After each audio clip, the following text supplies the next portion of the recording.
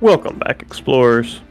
I'm David, that's Wesley, and this is the Trailcast. The weekly show to get so far off track, you'll have to stick around to see just where we end up. So, David, Bad Batch. Oh, did you watch Bad Batch? I did watch Bad Batch. Oh, yeah, I actually did it this week. I actually watched it this week. Yeah. So did I. I did forget to watch it yesterday, but I did watch it today. So Um, I, I, uh, I just want to say this. This was a really good episode. mm-hmm. Yeah. So let's just go ahead and rip the band-aid. Well, not rip the band-aid off, but just jump right into it. Yeah, rip that With Band-Aid the, off, David. with the biggest thing that I'm sure you and I want to talk about. We finally got to see Ventress in. Mago. Well, we'll Mago? get to that. Mega. No. We'll get to I that. was making a joke at first because you're like, the biggest thing we want to talk about, and I was just gonna name some completely random, but you already said it, size of interest. So Mm-hmm. continue with what you were saying. Yeah, we finally got to see Ventress. And just from what what little the trailer showed, I don't remember seeing that scene in this episode. So presumably we're getting more of her as well. Yes, and I really look forward to that. I liked. Well, okay, Ventress is one of those characters from the Clone Wars that I really liked, and she's not the same character because she's gone through some changes as a character. Um, and you can Okay. just cut that out. Yeah, continue back with what you were saying. Ventress is just one of those characters that I like from the Clone Wars. And her character is different. She went through a character arc in Clone Wars. We didn't see the end of her arc in Clone Wars. The end of her arc is actually in a book, Dark Disciple, which a lot of people are concerned with how they're going to not retcon it because they said that they wouldn't or aren't retconning it, but how they're going to explain that into her story. Because presumably Dark Disciple takes place before this. Um, and well, it would have to because spoiler warning if you don't know the ending of the book, Ventress dies at the hands of Count Dooku. So Dooku would have been alive. Um, Well, how do and you know he's so they not?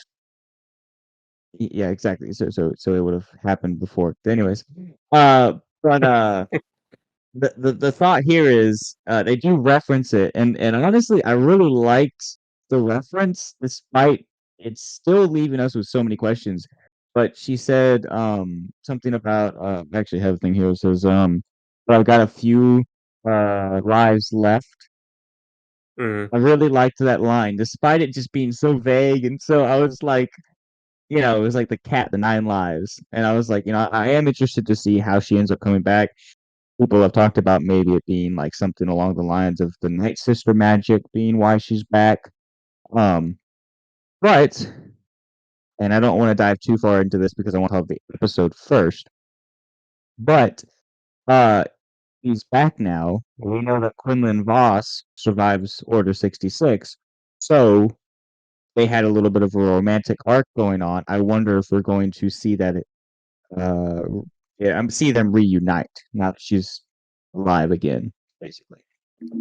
Also, Before we get one ahead. thing that kind of I just jumped out at me a little bit was this is getting a little bit into the episode, and maybe we should talk about the episode before I mention this, but I'm going to mention this anyway. Um, so towards the end of the episode, I guess the like climax of the episode, um, is the Ventress and Omega out on the boat and the sea monster or whatever you want to call it, and Ventress is able to use the Force and calm the sea monster down, and Hmm. basically make friends with it, which is not necessarily a Jedi Force ability, but you'd kind of more associate with like a light side Force ability because she Hmm. wasn't like dominating it like through the Force. She was, like I said, She like was calmly, she was calmly reaching out. yeah, which is kind of interesting because I think she's probably the first character in Star Wars that we've seen that has had both like Night Sister magic, Sith Force ability, or Sith dark side Force abilities and light side Force abilities now. Hmm. Um, so obviously, like there's a bunch of her character arc that we haven't seen on screen. Um, she has the yellow lightsaber, so she's given up her red lightsaber. Um, and she she's no longer the enemy, basically. She says at the end of the episode, she says, she's not really loyal to anyone. She's just protecting herself. Hmm. I would assume she's probably on the bounty hunter line of things. Probably staying a little low key on the Empire, just so that they don't hunt her down. Um, and I do wonder, because this episode is all about M count and all about midichlorians and everything. Um, And they did. I mean, okay, they did mention it. we did. It was pretty obvious that that's what they were talking about, but yeah, it's kind of they actually said that yeah, M count is metachlorian count. Yeah. So they did actually mention that this episode, but Mm. that was the whole point of the episode, and the whole point of the episode was to see.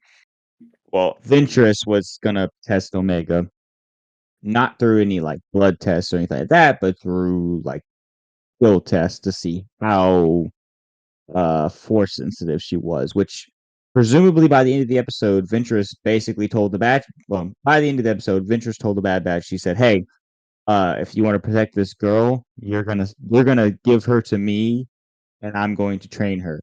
So I wonder if that might be where Omega ends up by the end of this um, series.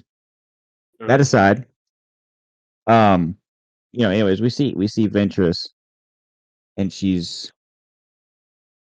you can still see her tendencies to be a little aggressive, like a Sith, but she's very calm, very collected, and just very like she has a lot of patience. Yeah, it's definitely not the Ventress we saw at the end of Clone Wars. Hmm. Oh, And I'll even you started to see that though at the end of Clone Wars because obviously she had left the Sith and she was kind of doing her own thing at that point, but she was mm, still very much so in the Sith ways. yeah. But yeah, she's definitely changed since then. It's also an interesting character because this will be the first time we've seen a gray Jedi from go from the dark side to the middle. Because before, I mean, we've talked about it before. It's like Ahsoka's kind of a gray Jedi. You can kind of lump her into that category, and you can maybe kind of lump Qui-Gon Jinn into it. But even if you want to just jump and say, "Hey, those two are just on the light side solely," then this is the first time we've seen a gray Jedi at all. Hmm. Someone who's more like yeah in the balance, I guess. Yeah. So I am curious because like here's the thing, it's really hard with Star Wars, and we've talked about this before, and we will continue to talk about it. Star Wars timeline and when they release stuff new stuff comes out, but we already know what happens down the line. So it's hard because, like, we know there's only so much Ventress can do Hmm. At this point, because well, we I know where the know. story ends up. Yeah, I know. I've said all roads lead to the sequel trilogy before, but in this case, all roads lead to A New Hope. I mean, Yeah. So, you know, it's just like we know there's only so much her character can do, but I am interested to see just how far and how important her character gets. And if she's going to be someone that the Empire is looking for with these M count um tests they're doing. Because obviously she is highly force sensitive. Um but yeah, so I don't know. What about the episode? Let's talk about a little bit about the episode, David. um, well, of course, it starts off with them finding actually Omega stumbling upon Ventress's ship. Which can I call out? I'm not going to get any credit whatsoever, and our podcast is not big enough, so there's that. But and I'm not saying nobody else did either, but I completely called that Ventress was the one on the other line in last week's episode. Hmm. Yeah, So yeah. brownie So, points for me. in the previous episode, that's who Fennec Shannon was talking to was Ventress, and so yeah, she went and tracked down the Bad Batch to test, I guess, to test Omega. Mhm. Yeah, see, that is an interesting thing. Is like why? Because all she knew, well, all that Fennec Shan would have been able to tell her was that they were asking about it. But she would have known that they were clones. And I mean, she might have known that the Empire was after Omega, a clone. But I feel like the Empire probably is keeping that more hush hush, even though they have bounties out for Omega or people like Omega. Well, I mean, do you really think? I don't know. Would the Empire be telling like even their bounty hunters that Omega is a clone? Oh no, not necessarily that. Um, Maybe at least that she's being protected by clones. That'd probably be yeah, the yeah, extent of it. yeah. Um, but I mean, even if they did tell the bounty hunters what they're doing, bounty hunters are strictly money centric. So if you say, "Hey, I want them," hey, I'll give you this much or even more for it, then the bounty hunters are going to do it, no questions asked. Which can we just talk about how like little we actually know about like bounty hunting in Star Wars? Like we see so many bounty hunters, but how like little we know about the actual system, how it works. Yeah. Like the Well, extent of what we see is the in the Mandalorian, but like well, we do see that episode, that arc. One of my favorites in Clone Wars when Kenobi goes undercover in bounty hunters. That's not necessarily like because you're right. In the guild, they talk about more of the rules, but in that we see more of like a lot of the relationships that certain bounty hunters have with mhm, each other. yeah, but Um, like okay, so for the Empire, did they have like a you remember in have you seen all the first three John Wick movies? yeah, I just haven't seen the fourth one yet. Okay. Well, I can't remember which one of those it's in. Mm. Yeah, I know it's one of the first three, but it's when John gets it's either two or three. I think it's three, but it's when John gets the like bounty on his head, and like Hmm. all the bounty hunters get the alert on their phone. Like, Yeah. does the Empire have something like that, or like how does it work? Well, I mean, I would assume they send out like so essentially what that was in the John Wick movies was like just a faster way of putting out a poster that says reward wanted Mm, dead or alive or whatever. So I'd assume the Empire has something very similar where like you can look up a list of of like bounty of active bounties and how much they're worth, and yeah, yeah, but yeah. So I'm we've gonna just assume never. there's something like that. It's just interesting because we've never seen that in Star Wars. Right, which Yeah. I do wonder like with how big the bounty hunter thing is in Star Wars, you'd think that we would have seen something like that, but I guess not. yeah, well maybe we'll get a bounty hunter show someday. I don't know. They're always making something. The Mandalorian. A bounty hunter show. Oh, okay. Yeah, because Din was really only a bounty hunter in like the first couple episodes. Yeah, yeah. The first season was a bounty hunter show. The rest of it is it kind of went off that. Yeah, But anyways, I think Star Wars needs to realize that not everything has to be on a galactic scale. Sometimes smaller events are fun too, and maybe they'll eventually start not stuff like that. But so they eventually need they're so only they going to have so they need to make a show about a farmer, a moisture farmer on Tatooine, and it's about the average like run of the was that a mill day reality for a show? moisture farmer. Actually, a sitcom like that might not actually be a bad idea. I'd watch it. Oh, I'm sure it would be a bad idea, David, if Disney's making it. Fair enough. Fair enough. Okay, so let's back onto the episode. I do want to. I saw this thing here, and I want to read it. I don't wanna get too far off track from things, but back onto Assad's of interest. So I saw this post here, and I'm not sure where this is from.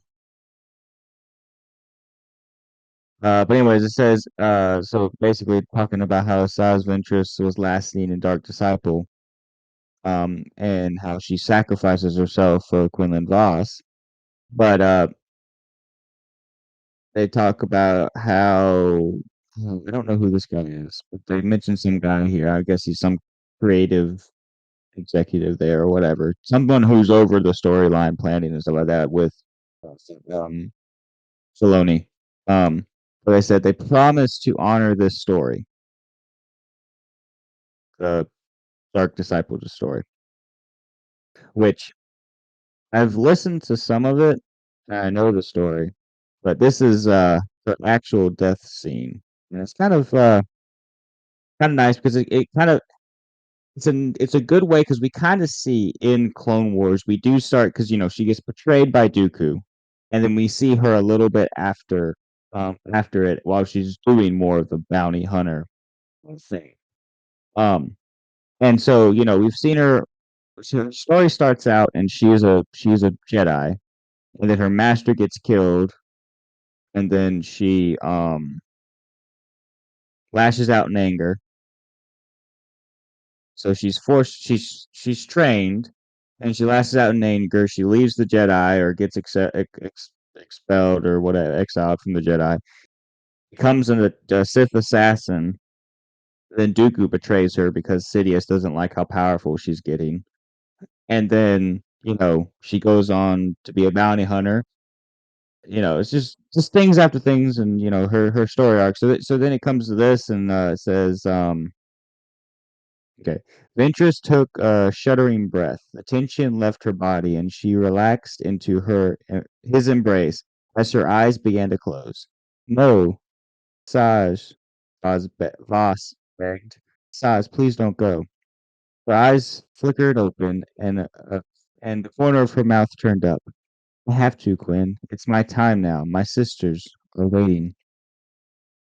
Fear such as he had never known Seeves Voss, and he tightened his arms around her, as if holding on he could somehow prevent death from taking her. Please, please don't.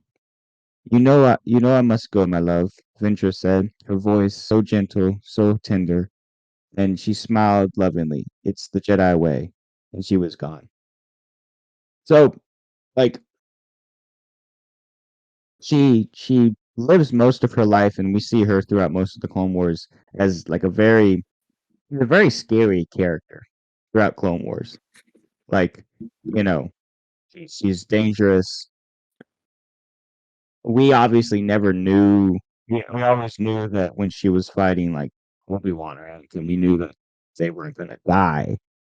But she was a formidable foe, and she had so much anger. You specifically see a lot of her anger in the 2D animated version of Ventress. Um, but just to see her arc to come to this moment here where she's dying and she's so gentle and like I mean she died because she was trying to keep Quinlan Voss from turning to the dark side. So um I know a lot of people like their love story. So I am interested to see a lot of people like their love story and a lot of people like this specific story. But I'm interested to see like if they do bring Quinlan Voss back in as a romantic interest for her at some place down the line. I know that that's not really Disney's priority. Um, you know, they don't like those love stories anymore nowadays. They're trying to be very progressive, and that means picking out anything traditional. But I still think that give the Star Wars fans what they want for once. Just give them what they want. You know, Yeah.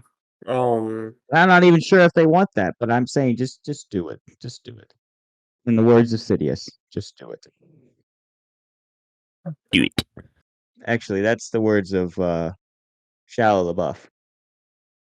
But that's what you just said is the words of Sidious. Do it. Kill Yeah. him. Kill him now. What if Dooku just like ratted out Sidious at that moment? Would Anakin have believed him? Would you have believed him? Yeah, of course, hands down, right away. I mean, it's Christopher Lee, so, kind of a very truthful, face. Truthful, upstanding guy. Very, very, very Exactly. trusting face. I don't know. Yeah, we're uh, um. I will say though. Oh.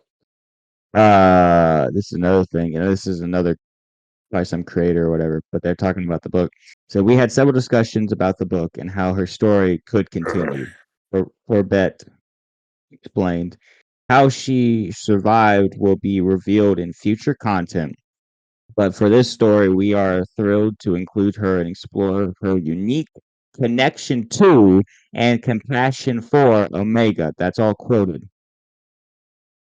So I wonder what her connection with Omega is supposed to be, besides through the Force.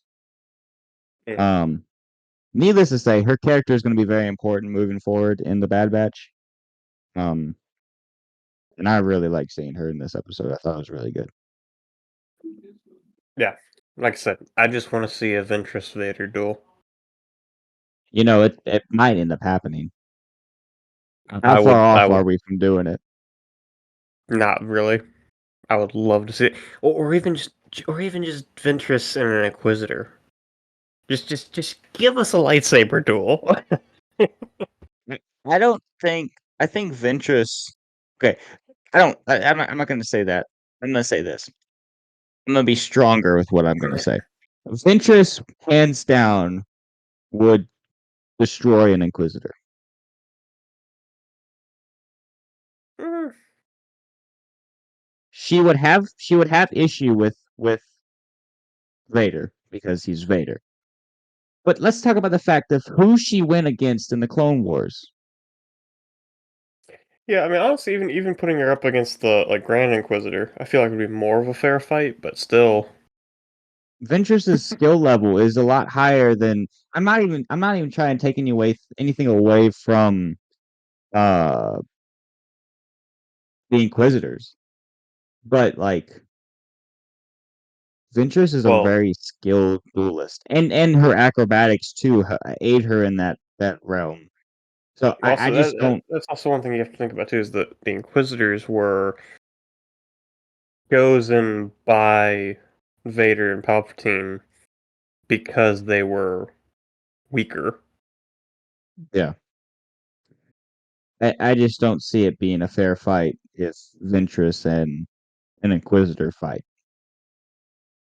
I would much rather see a fight between Vader and Ventress because that she would lose or have to run off to save her life. Um, but she would hold her own for a while. Mm-hmm.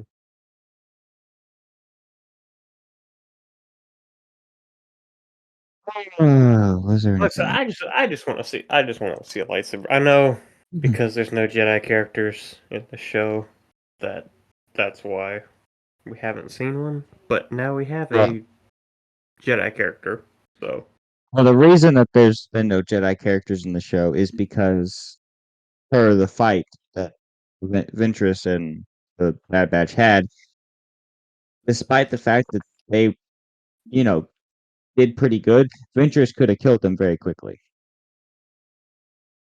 yeah. Like I thought they did good hand to hand combat. Obviously, they still ended up losing the fight, but I thought they did good hand to hand combat where like it wasn't that uh they weren't that outmatched, like one on one. But if she had a lightsaber, I mean, there's not much you can do if one opponent has a lightsaber and another doesn't. You know, unless you're Ahsoka.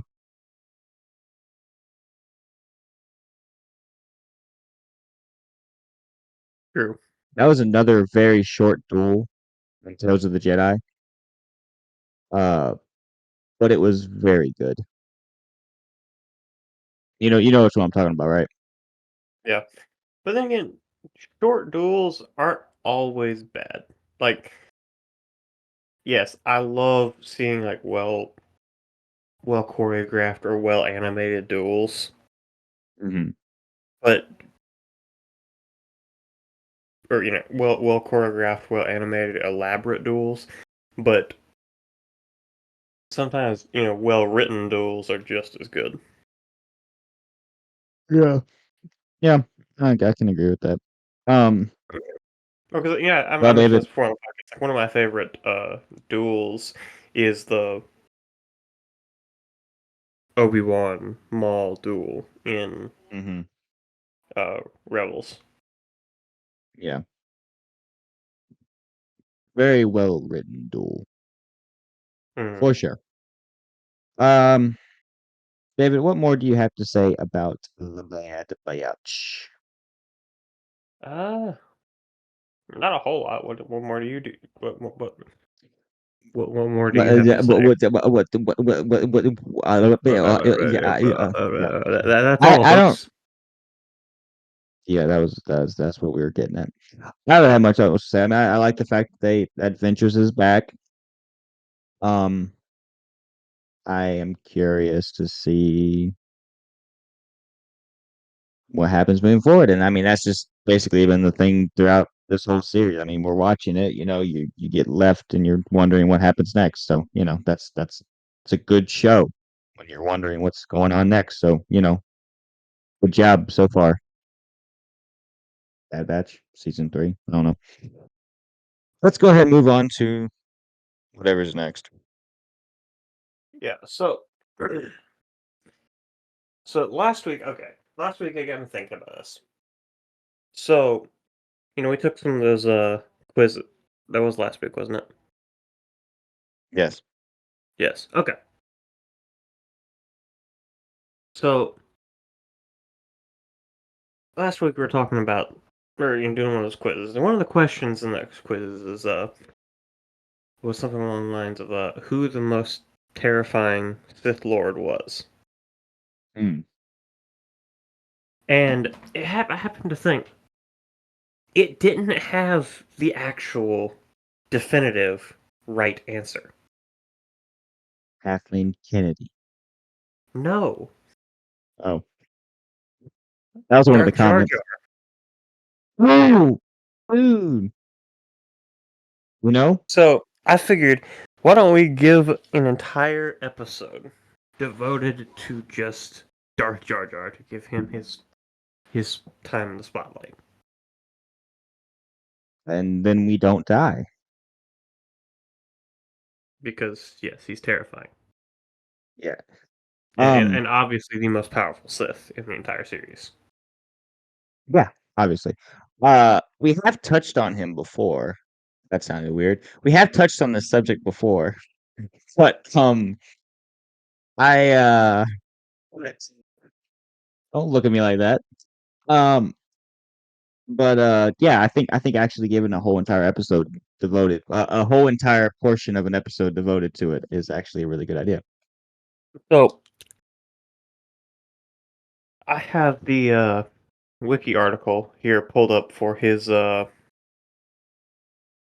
public persona, Jar Jar Binks. So I'm just gonna go ahead and start Hmm. reading through this to see, you know, what it can kind of tell us about at least his public persona, and then we can dive into uh the actual character, Darth Jar Jar, later on. So I'll start reading here about Darth Jar Jar.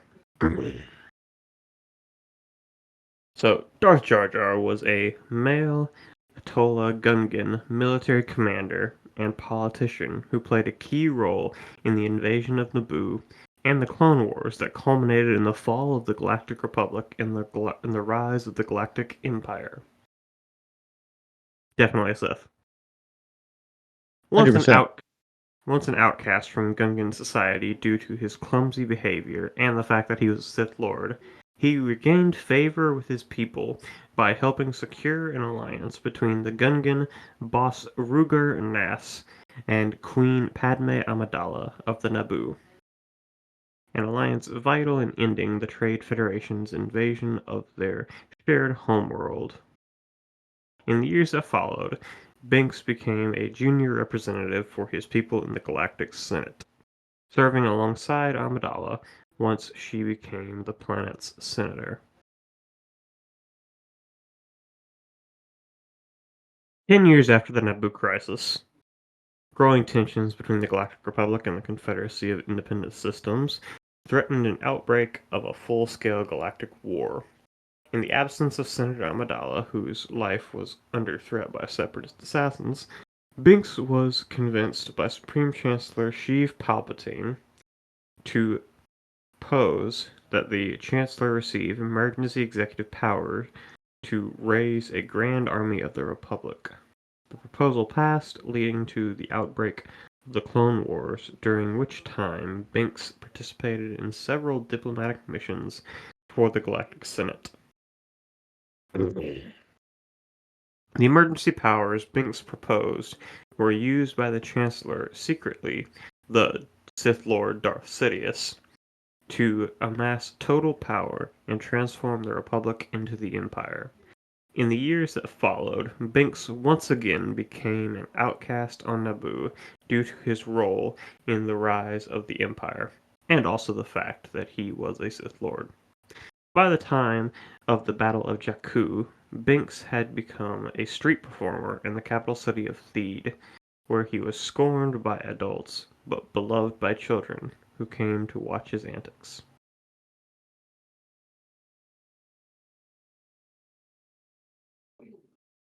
The see what you got to do. Sorry. What you got to do when you're trying to take over, you got to get the kids to like you first. Exactly. See, he's playing the long game here. Yeah, exactly. And I mean, even just taking over wasn't just his original. I mean, the Sith. I mean, look about how long the Sith plan was to take over. I mean, it was thousands of years in the making. So Jar Jar's playing the long game. But and this is evidence that has been stated before. But let's look at a little bit of the evidence as to like in the movie is like what uh I mean, it says it right here. Like, for one thing, he was an outcast from his people, and he claims that it was because he was clumsy. Mhm. But when was the last time you? When was the last time you saw someone get completely like exiled from their home just because they're clumsy? I mean, we were trying to do that to you. And you see, it didn't work. Point Yeah. proven. Well, you're right. You're right. Also, it's crazy how he's trying to pretend to be not a Sith Lord, right?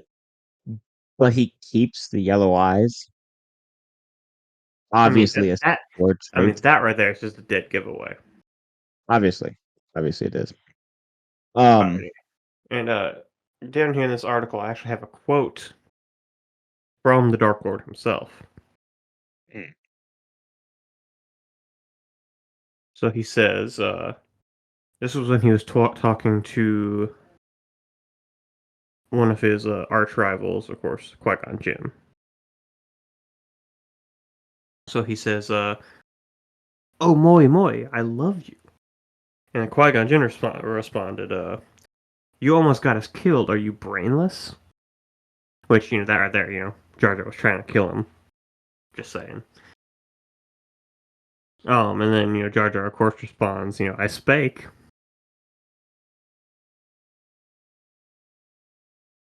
I mean, I can just the manipulation and Exactly. Qui-Gon, probably one of the wisest Jedi in the Order, just is completely oblivious to it. I mean, okay.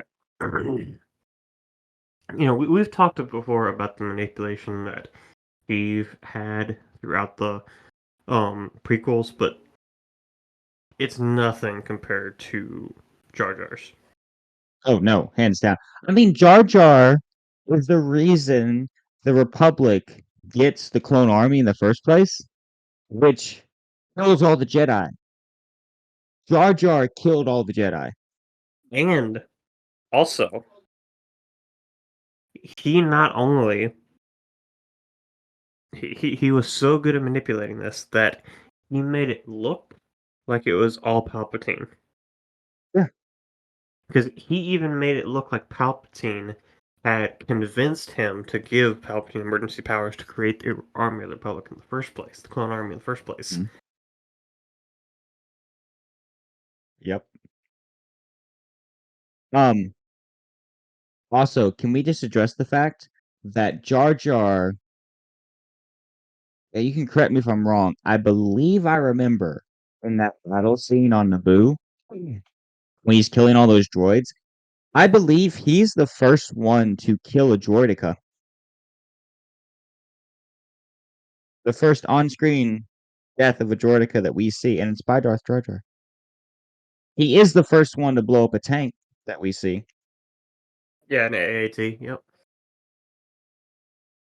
And I'm pretty And sure it, he kills off a droideka. But he also I mean, obviously you can see on the battlefield just how he senses the blast coming at him and he dodges it and he makes it look like he just falls over. But you don't get lucky that many times. no, of course not. Um, see, I had some here. Let's see.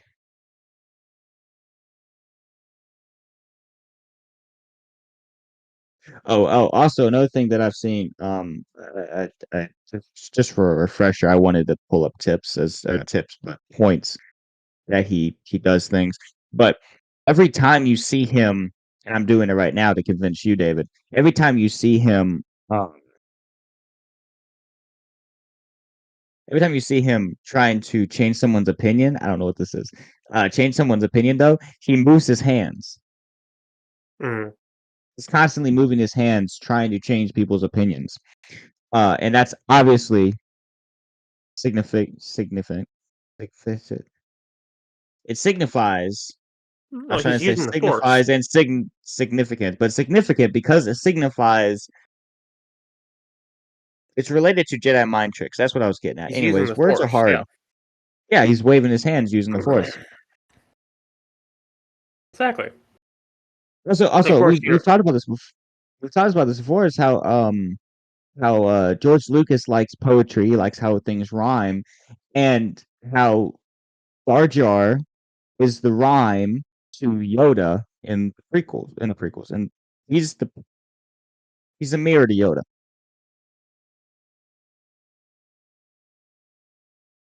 Mhm. Which he actually pulls it off better than I think Yoda does. Hmm. Because, okay, even most fans don't even realize that he's actually the one behind everything. Yeah, and that's I mean like the fact that it was never revealed makes it that much better.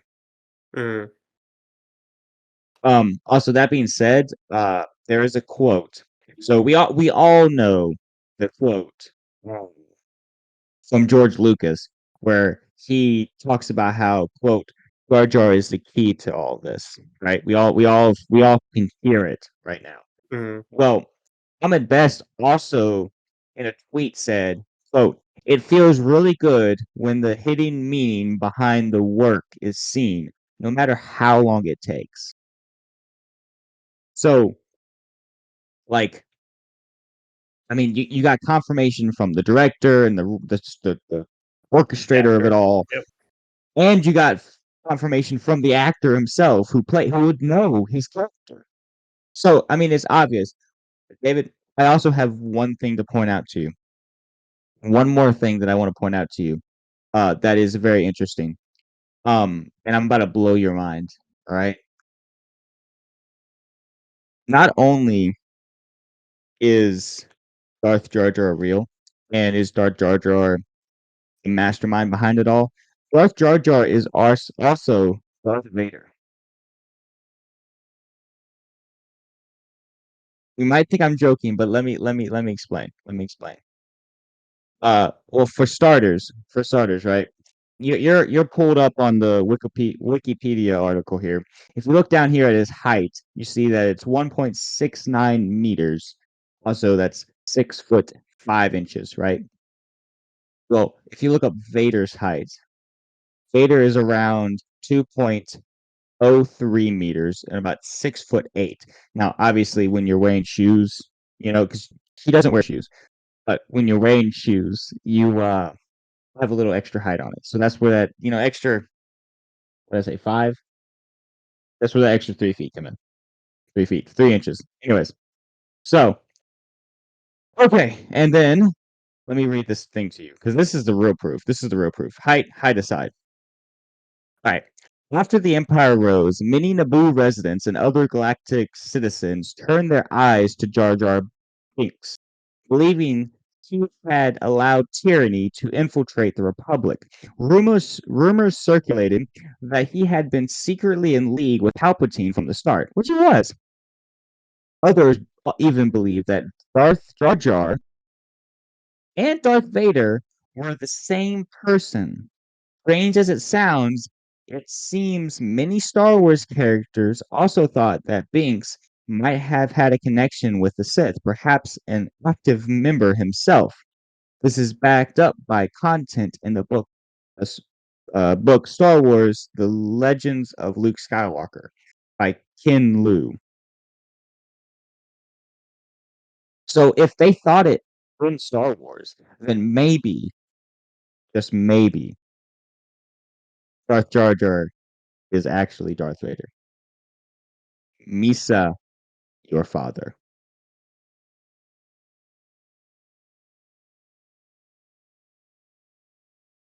Interesting theory. Interesting theory.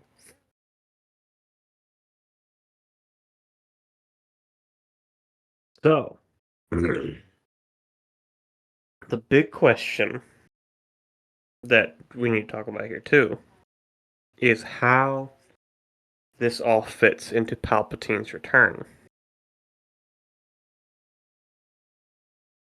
True. Because obviously, Palpatine and Vader were defeated. Hmm. Jar Jar was not. He's still around. Yeah.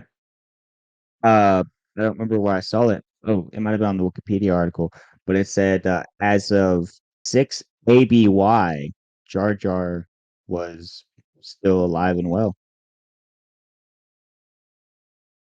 I Let me mean, see if I can find that. what's another 30 years? I mean, exactly. Hey, he's a Sith. He's Yeah. just he's just waiting. He's just setting his plan up. And you see, it's all part of his plan. See, here's my theory. So, okay, we're leaving canon now. We're actually getting into some theories here, okay? Okay, so we obviously don't know what happened to Darth Jar Jar, even during the Galactic Civil War.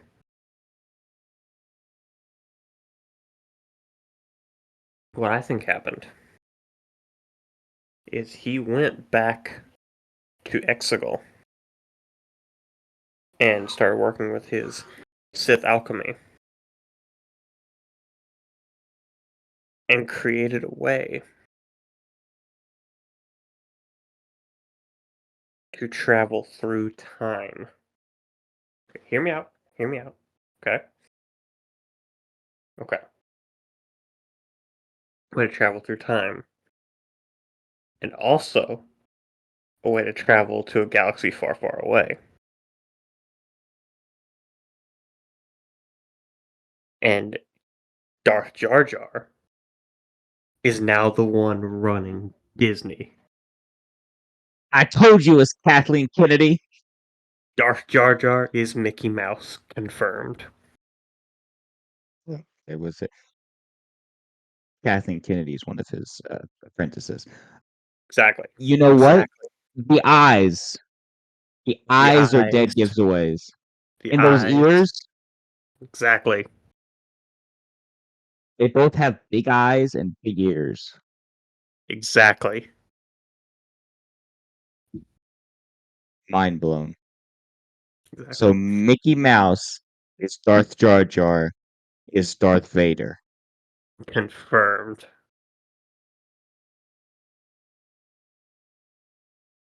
I think we just cracked the code here. Dude, I think you're right. I don't even know what to say.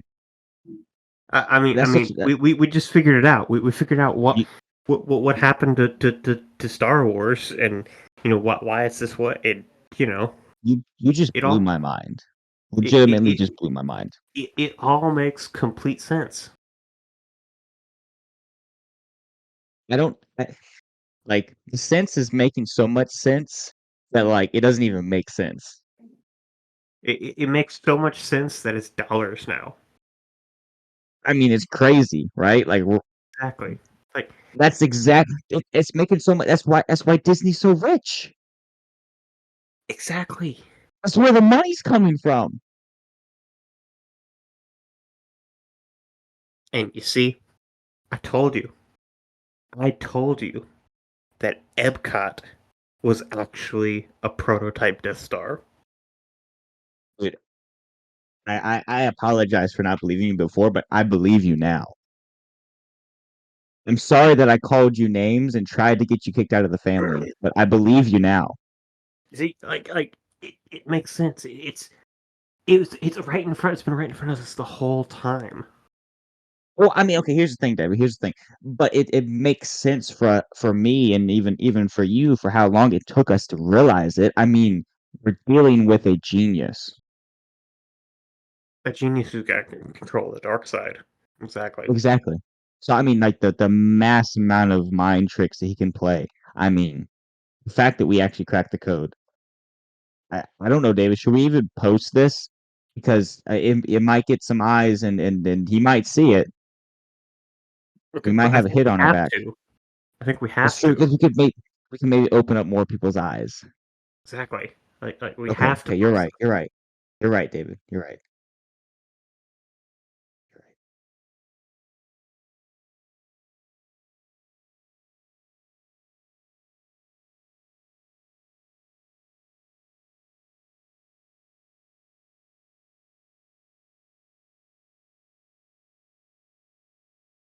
Okay.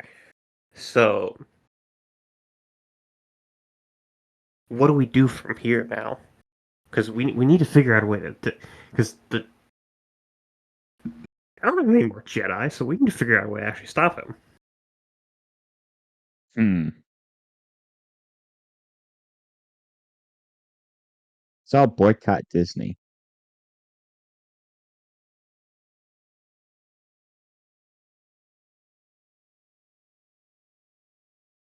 If we don't believe Disney is real, we'll die like a fairy. Everyone in unison. I don't believe in fairies. I don't. I mean, sorry. I don't believe in Disney. I don't. I don't. We'll get a chant going around the world, and then And Darth then Jar Disney will Jar disappear. will die. We He need will your help. evaporate We need your help with this. from viewers like you. Thank you. It's turned into a PBS ad.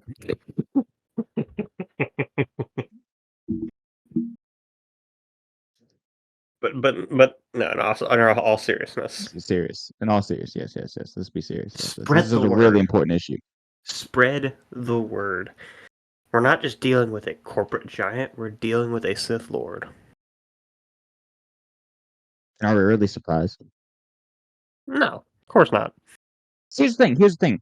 So I mean, and again, it all makes sense. It all makes sense, right? So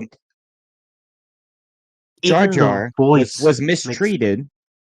but even Huh? the voice is like almost identical. Like picture Jar Jar's voice that we saw in the prequels and Mickey Mouse's voice. Like they're both high pitched. Yeah, They're pretty much the same. identical. But okay, let's just break this down again. Okay, think about it. George Lucas mistreated Jar Jar in prequels. Jar Jar was going to be revealed to be the big bad, but then George got scared. He got cold feet, and he decided not to. So that's when the plan started taking effect. Jar Jar was like, "Hey, I gotta get my revenge on this guy. I'm gonna get my revenge on all the people who laughed at me in the movie theaters." And so he started his plan. And so he started working in the shadows and getting things together. And then he you know manipulated everything. And then he got Vader and Sidious out of the way. And then he goes to Exegol, like you said, and then he starts doing the dark magic, and he finds us in the here and now, and he's taken over so he can get his revenge on all of those people who laughed at him and thought he was just the clumsy, dumb little idiot. And he's about to reveal himself as the true Sith Lord that he really is. Mm-hmm. I'm just shocked that it took me this long to actually realize this. Don't fault yourself, David. We're dealing with a mastermind, a genius. Look, honestly, for those of you all listening at home, just listening to this will probably put you in danger. But spread the word. We need this message to get out there. He can't hurt all of us, or Exactly. maybe he can, but it's worth it. I don't know. We saw Palpatine do some pretty insane stuff, and we're dealing with Jar Jar. I mean, there's no telling Obviously, what he he's can more do. powerful. Exactly. Obviously, he's more powerful. There's no So, telling what he could do. yeah. Well, David, I guess this is our final episode. Yeah. I mean, it probably won't take long for them to find us.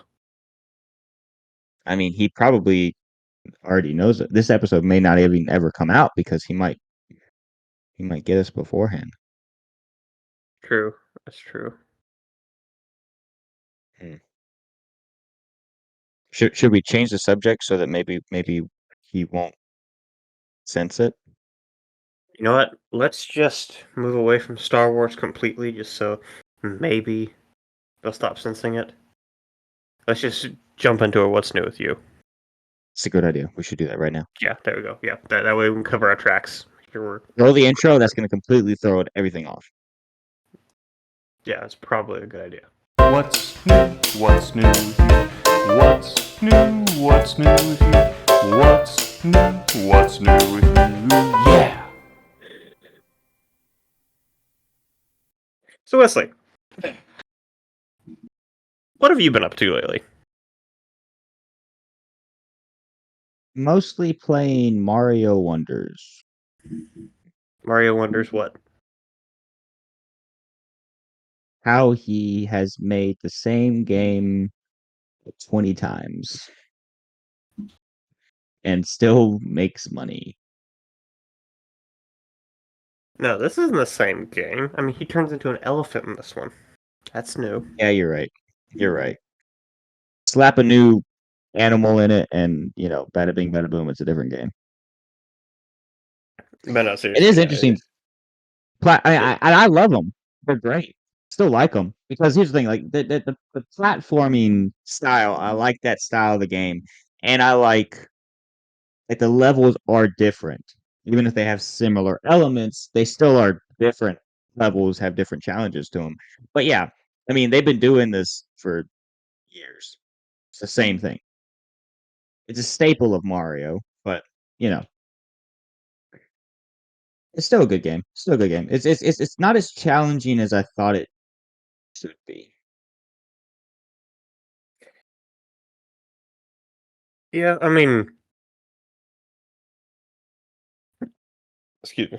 But at the same time, there's only so much you can do with 2D Mario. I mean, yeah. Uh, it's a nice game to pass the time with. Um, I get bored, I sit there and I play the game, and that's that's what I have the game for, to just play and enjoy it, and I enjoy it. I do enjoy it. But yeah, like they have you played the game, David? No, but I have seen gameplay of it. Okay. So on the game, whenever you click on a level, they have stars by it to signify how hard the level is. And so far, all the ones that I've gotten that are hard, there might be like a thing to it that's like, oh yeah, this is a little hard. But usually when I die, it's because I'm doing something.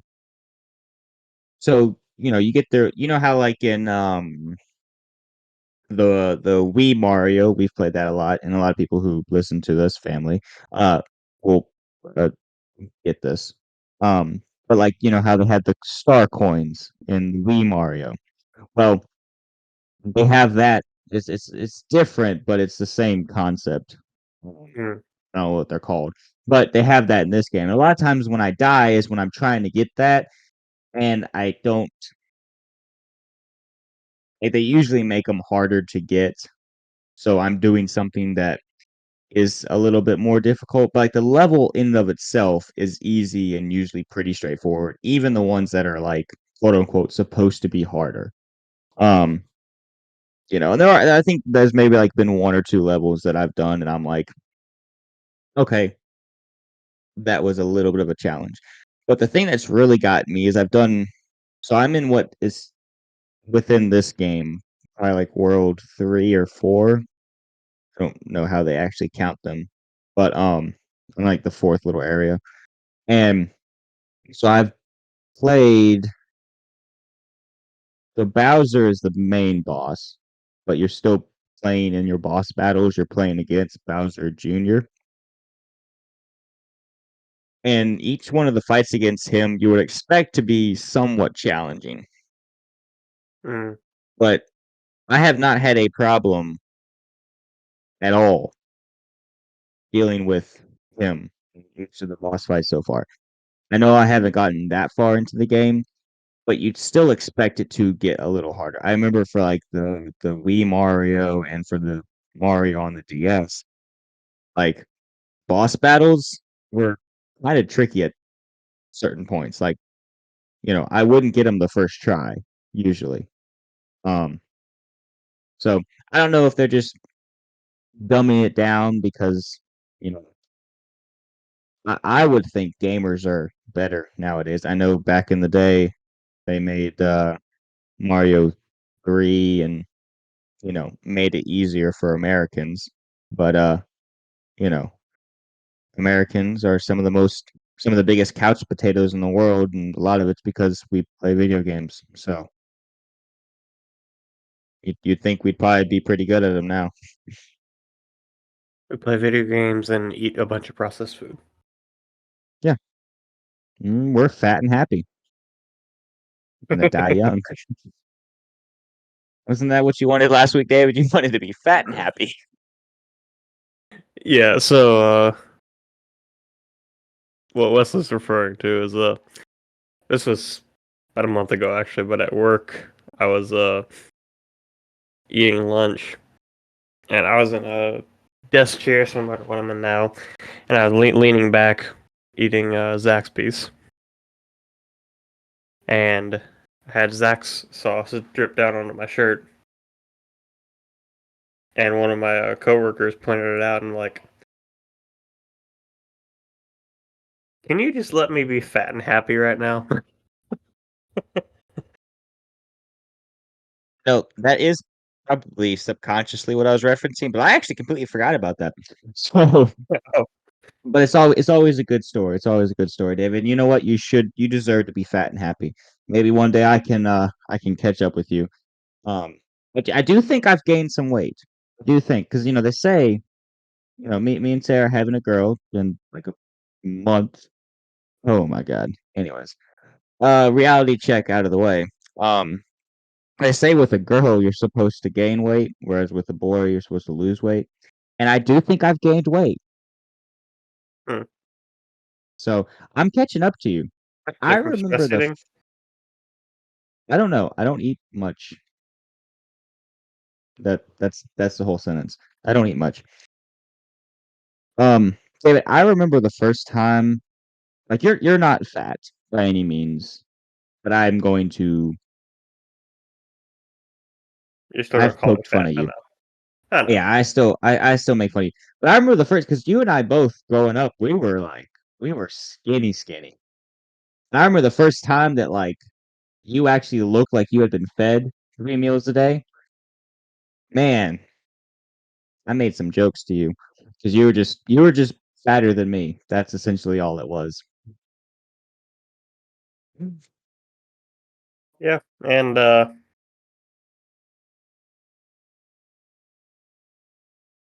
remember those days when I was string bean. I think I actually remember a time when you were thinner than I was. I was a chunky kid. I was a pretty chunky kid. David, what have you been up to besides probably eating? I need to stop with the jokes. Anyways, What were we supposed to be talking about? what are you up to, David? Well, I was playing a game, so What are you playing? uh, kill it with fire. Kill it with fire? Oh, is that Yeah, the one that Captain Sauce plays with the yeah, the one spiders with or something? yeah. It's actually kind of creepy when they just like jump out at you. Is that on the Switch? Yeah, Oh, it's like $4 on sale right now, so I bought it because I seen Cat play it. cool. Uh, yeah. So for those of y'all who are listening who may not know, this is a game that Captain Sauce played. Essentially, it's a horror game where you go through and kill spiders. Not Um, really a horror game, but I was gonna the say, spiders jump out at you. let's talk a little bit about that because you're gonna give people the wrong impression. It's Yeah, it's not not. a scary game. It's No, like it's the it's a low quality animated game. Like it's not high definition spiders jumping at you. It's like drawing spiders, like a little black spot with legs. You yeah, know, it's but nothing they're too still too like scary. if you have arachnophobia, it's still gonna bother you.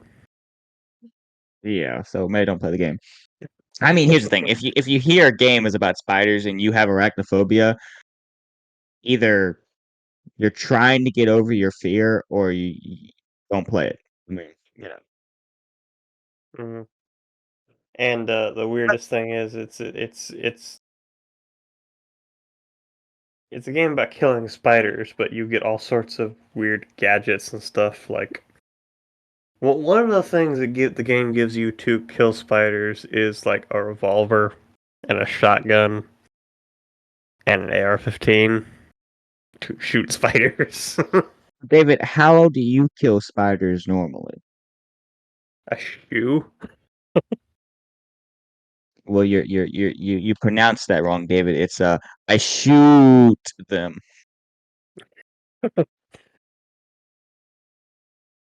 A shoe's what goes on your foot. And I just unlocked Molotov cocktails. Well, David, the name of the game is Kill It with Fire, so Fair enough. Well, I you're already already had trying to hairspray. burn them. I already had hairspray. Do you have like a blowtorch? Not yet, but I have hairspray with a lighter, which does the same thing. That's what I meant. That's what I meant. That's what I meant. Yeah. It's a homemade blowtorch. It's the same thing. But I will say, like, you talk about how it's so scary about the spiders jumping at you, even though like It's it may not not really. be It's scary. not really, but I'm But more when you think joking about about it.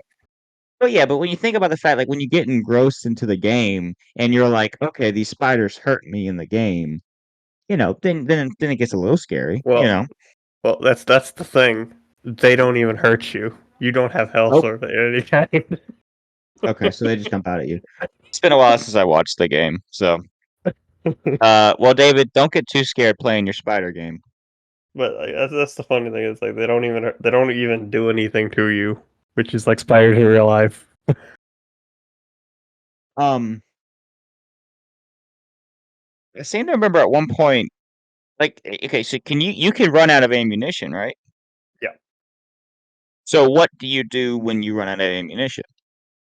Do you have other You ways of killing them? Like, you smack them with a frying pan or a clipboard or whatever you have. okay. The part of the game is finding them too, right? Yes. Yeah.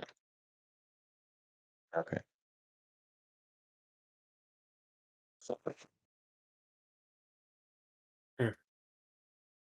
Well, other than that, what have you been up to? I already told you what I've been up to. You play your game, I play my game. That's about the gist of life, David. I don't really have much else going on. Fair enough. Well, Trying to think. Yeah, I I mean, don't really have much else.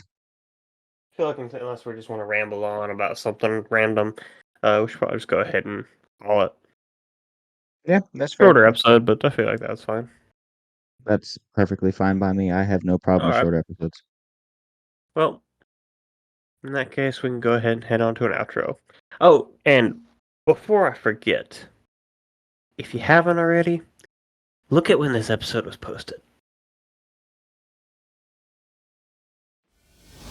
Well, explorers, that's about all the time we have for today. We hope you enjoyed this week's episode.